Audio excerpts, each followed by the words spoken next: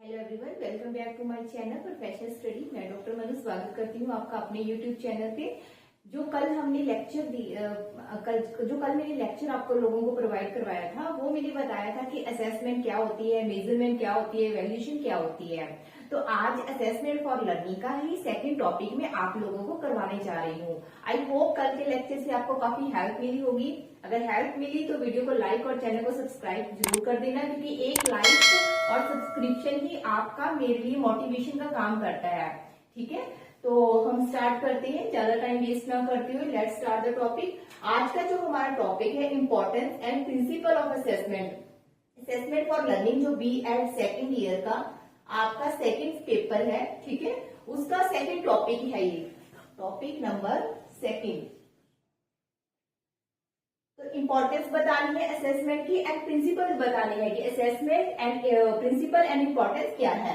तो असेसमेंट जैसे कि आपको पता ही है कि plays a crucial role in education and various field. तो जो असेसमेंट है वो हर एक सिर्फ एजुकेशन के लिए ही नहीं बल्कि अलग अलग फील्ड के लिए ही वेरियस रोल, बहुत ही महत्वपूर्ण रोल प्ले करता है, क्रूशियल रोल। क्योंकि विदाउट असेसमेंट, जैसे मान लो एक टीचर है, एक बच्चे की असेसमेंट करता है, तो असेसमेंट बेसिस पर ही उसे पता चलता है कि बच्चे ने जो मैंने पढ़ाया है, बच्चे ने कितना सीखा है, कितना प्राप्त किया है, आगे उसे कितनी मेहनत करने की नीड है।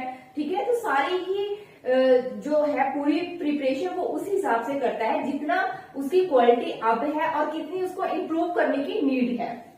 तो वही क्या है, यानी कि क्वालिटी को बेसिस करना, क्वालिटी को निर्धारित करना, वही ही क्या है, हमारा असेसमेंट है। तो इसकी इंपॉर्टेंस देखते हैं हम, क्या महत्व है इसका। सबसे फर्स्ट है फीडबैक एंड इम्प्रूवमेंट। एक जो असेसमेंट है वो लर्नर्स हो, यानी कि चाहे एक बच्चा हो, कोई एजुकेटर हो या कोई भी इंस्टीट्यूशंस हो जो खोल रखा है, तो वो उसको एक फीडबैक प्रदान करता है। फीडबैक इन द सेंस कि वो बताता है हमारी कमियों को, हमें और अधिक मौके देता है इम्प्रूव करने में। फीडबैक क्या होता है कि बच्चे में क्या कमी है, कितनी उसको इम्प्रूव की जरूरत है, कितना वो आगे कर सकता है, आगे उसे किस तरह से पढ़ना चाहिए। अब जो उसका कंटेंट है अगर क्लियर नहीं हुआ, टीचर को और अधिक कितनी मेहनत करने की नीड है ताकि वो बच्चे का कंसेप्ट और भी अच्छे तरीके से क्लियर कर सके। Measurement and learning outcomes. तो एक असेसमेंट क्या है कि बच्चे के ओवरऑल मेजरमेंट करता है। मेजरमेंट कैसे कि उसको नापता है, नापता भी है उसने कितनी लर्निंग आउटकम्स प्राप्त किए हैं, कितना उसने सीखा है, सब कुछ ही असेसमेंट बताता है हमें। जैसे मान लो आपने B.Ed कर लिए, B.Ed के एग्जाम्स आपने प्रिपेयर कर लिए हैं, आपका एग्जाम्स हो चुका है, उसके बाद क्या है, रिजल्ट बताता है कि आप B.Ed डिग्री लेने के लिए एलिजिबल हो या नहीं। तो क्या है, ये मेजरमेंट करता है, मापता है एक बच्चे की जो भी एजुकेशनल नीड्स हैं, क्या इम्प्रूवमेंट है, क्या उसकी क्वालिटीज है, सब चीजों को मेजर करता है और कितनी उसने आउटकम्स ली है लर्निंग के दौरान। Accountability and quality assurance. तो क्या है, एक जो असेसमेंट है वो अकाउंटेबिलिटी एंड क्वालिटी एश्योरेंस का मतलब क्या है। मान लो आप B.Ed कर रहे हो, तो सबसे पहले क्या करते हो, आप देखते हो एक ऐसा कॉलेज जो NCTE से अप्रूव्ड है, उसके बाद आप कॉलेज का बैकग्राउंड चेक करते हो कि इसमें कितने बच्चों ने B.Ed की है, इसका स्कोर लेवल क्या है, इसका रैंक क्या है, ये यूनिवर्सिटी से अप्रूव्ड है या नहीं, वहां का टीचिंग स्टाफ कैसा है, कोऑपरेटिव है या नॉन कोऑपरेटिव है। तो ओवरऑल तो एक असेसमेंट क्या है, वो एक इंस्टीट्यूशन का रैंक भी निर्धारित करता है, जिससे बच्चे क्यों है श्योर हो जाते हैं कि हाँ हमें यहाँ से B.Ed या BA या MA जो भी है उनका कोर्सेज वो करना चाहिए या नहीं।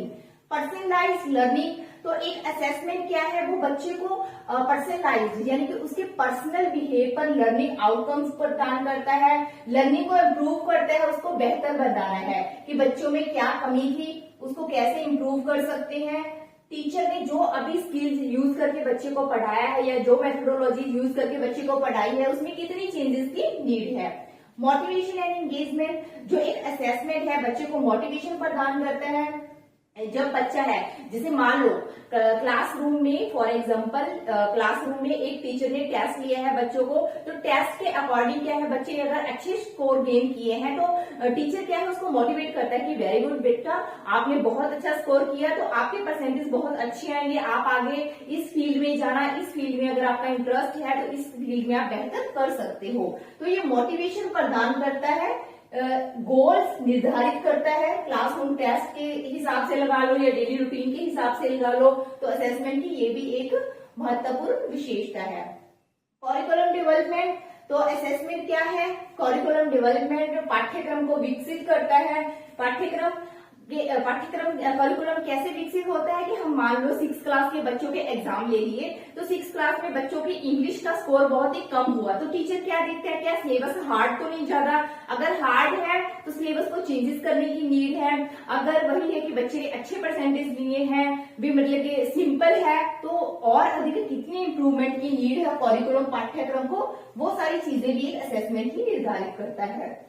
डिसीजन मेकिंग वही है कि रिजल्ट बेसिस पर ये डिसीजन मेकिंग होता है कि बच्चे का इंटरेस्ट क्या था, किस फील्ड में है, इस फील्ड में वो जाना चाहता है, तो ओवरऑल जो डेवलपमेंट है वो निर्धारित असेसमेंट ही करता है। विदाउट असेसमेंट किसी भी बच्चे को हम फीडबैक प्रदान नहीं कर सकते, ठीक है। असेसमेंट के अकॉर्डिंग ही लास्ट में एवेल्युएशन निर्धारित किया जाता है कि हाँ बच्चे ने इतना ओवरऑल स्कोर निर्धारित किया है, इतना मेजरमेंट है उसका, इतनी क्वालिटीज है उसमें, तो ओवरऑल एवेल्युएशन के निर्धारित पर ही वो आगे इस फील्ड में जा सकता है। तो ये इंपॉर्टेंस थी। उसके बाद आते हैं इसके प्रिंसिपल्स। असेसमेंट के प्रिंसिपल्स क्या है? सबसे पहले वैलिडिटी, तो एक अच्छा असेसमेंट में वैलिडिटी होनी चाहिए, यानी कि वो वैध होना चाहिए, जो उसने लर्निंग ऑब्जेक्टिव जो हमने निर्धारित किए थे वो उन ऑब्जेक्टिव्स को कंप्लीट कर रहा है या नहीं, तो वैलिडिटी होती है। रिलायबिलिटी होना चाहिए। एक असेसमेंट क्या है? एक अच्छा असेसमेंट रिलायबिलिटी यानी कि विश्वसनीयता होनी चाहिए उसमें। मान लो हमने 6 क्लास का आज टेस्ट लिया है बच्चों का, तो बच्चे ने 10 में से 10 नंबर प्राप्त कर लिए। अब कुछ दिनों बाद हमने दोबारा वही टेस्ट लिया, अगर बच्चे ने 10 में से 10 तब भी नंबर प्राप्त कर लिए, तो इट मीन्स कि वो रिलायबल है, विश्वसनीय है। अगर मान लो एक आधे पॉइंट का ऊपर नीचे फर्क पड़ सकता है, कोई दिक्कत नहीं है। अगर ज्यादा ही स्कोर उसका डाउन आ गया है, तो इट मीन कि जो हमने असेस किया था, जो उसका आंकलन किया था, वो रिलायबल नहीं है, ठीक है।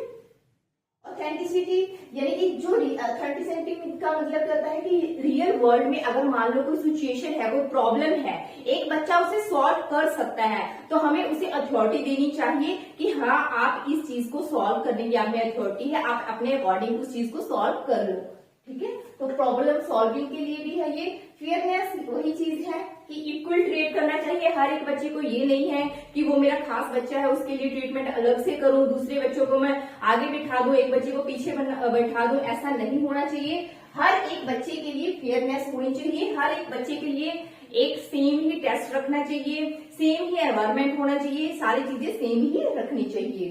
ट्रांसपेरेंसी वही है कि अगर ट्रांसपेरेंसी, इसमें कुछ धोखाधड़ी का मामला नहीं होना चाहिए, ट्रांसपेरेंट होना चाहिए, जैसे फेयर होना चाहिए बिल्कुल ही। अगर मान लो हमने टेस्ट लिया है, टेस्ट का लेवल सब बच्चों का सेम होना चाहिए, ठीक है, जिससे कि जो रिजल्ट है हमारा क्लियर निर्धारित हो सके। 1 2 3 जैसे 10 बच्चों का हमने टेस्ट लिया है, तो 10 बच्चों के टेस्ट के लिए अगर हमने ऑब्जेक्टिव टाइप क्वेश्चंस रखे हैं, तो सब बच्चों के लिए ही ऑब्जेक्टिव टाइप क्वेश्चंस होने चाहिए, यानी कि वो वैलिड होना चाहिए।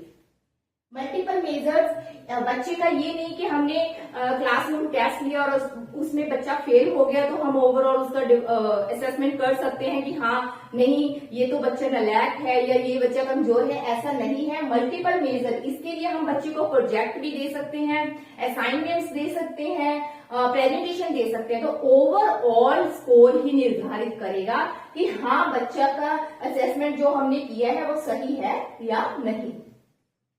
फॉर्मेटिव एंड समेटिव असेसमेंट, सिर्फ जो असेसमेंट है वो ऐसा नहीं है कि क्लास रूम के दौरान ही करनी चाहिए। हमने क्लासरूम में जितना बच्चे को सिखाया है वो तो टेस्ट लेंगे ही लेंगे, पॉइंट टू पॉइंट उनका क्लियर करेंगे, लेकिन उसके बाद लास्ट में भी एवेल्युएट किया जाता है। जैसे लास्ट में परीक्षा ली जाती है ना आपकी फाइनल एग्जाम, वो होता है समेटिव। फॉर्मेटिव होता है कि जो बीच बीच में, जैसे क्लासरूम टेस्ट ले लिया, बच्चों को असाइनमेंट दे लिया, बीच में क्वेश्चनिंग पुट अप हो गए, तो दोनों का ही जो मिला जुला है उसके बेसिस पर ही हम असेसमेंट निर्धारित करते हैं कि हाँ बच्चों की असेसमेंट सही हुई है या नहीं। कॉन्टिन्यूस इम्प्रूवमेंट, एक असेसमेंट कैसा होना चाहिए कि टाइम टू टाइम रिव्यू देते रहे लगातार कि हाँ बच्चे ने इतना प्राप्त किया है। मान लो एक टीचर है, ठीक है, एक अच्छा टीचर था, उसने बच्चे का रिजल्ट कैसा दिया कि 99% बच्चों का उसमें रिजल्ट आया, लेकिन क्या है किसी कारण से टीचर ने ड्रॉप आउट कर दिया या स्कूल छोड़ दिया, तो दूसरा टीचर आया लेकिन बच्चों का स्कोर जो है बहुत ही कम हो गया, 71% हो गया।